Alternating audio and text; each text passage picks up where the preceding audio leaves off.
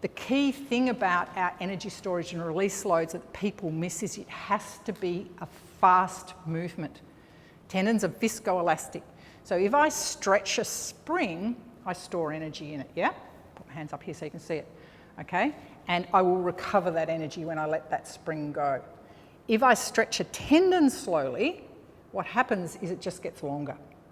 Okay, it's viscoelastic, and so I get no return of energy with a slow movement.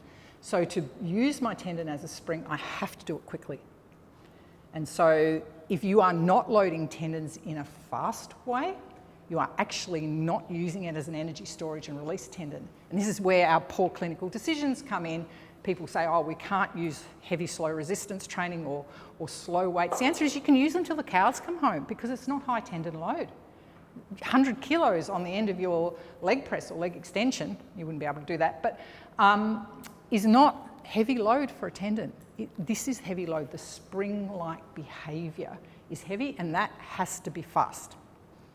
And here's something that Craig's given me. So this is leg press, leg landing from a jump and then a stop jump. So the stop jump is where you store all your energy. That's where you absorb energy as you come into knee flexion and use that stored energy in your patellar tendon to go vertically.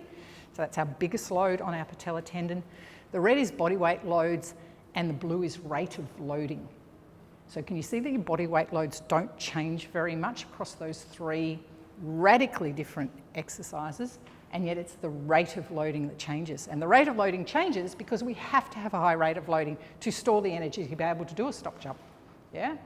So this is a really important part of understanding how we have to rehab our tendons.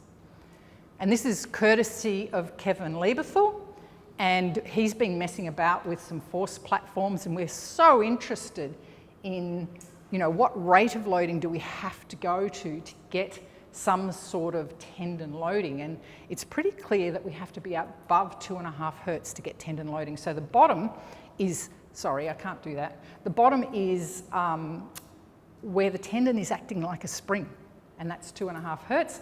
If we go 1 hertz, we're getting muscle loading, and we're loving playing around with 1.5 hertz to 2 hertz as perhaps myofascial loading, so calf strain loading, which would be really, really nice. And then 2.5 hertz is tendon loading. So that gives you a clear idea of how quickly in the Achilles tendon you have to be loading it to actually take away the muscle load and put it on the tendon. And you all know, I'm thinking, that for a tendon to store energy, we have a relatively isometric muscle.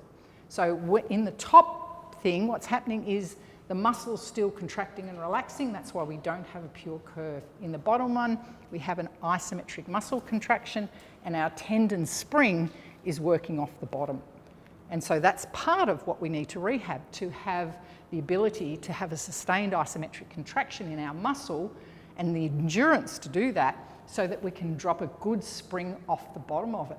If your muscle fatigues and it can't hold isometrically, what happens is we get aberrant spring loads on our Achilles. And that's why fatigue is such an important part of what we do. And of course, you all know about compressive loads. So we all know about the role of compression at all our insertions, all our entheses. And it's really great to talk about the Achilles because it's the only true tendinopathy that we deal with clinically. Everything else is bone-tendon junction, so an enthesopathy rather than a tendinopathy, but we tend to sort of group them all together. So remembering that it's the compressive load between the bone and the tendon that's a critical part of compressive loads. So this would be for our insertional Achilles. This would also be for some of our foot and ankle tendons because they're compressed as they go around the malleolus. So medial for tib post and FHL and lateral for our perineals. So taking away those compressive loads is really important, and we do that a lot in the Achilles insertion foot and ankle tendons with heel raisers and take people out of a compressive place and start to place tensile loads on them without compression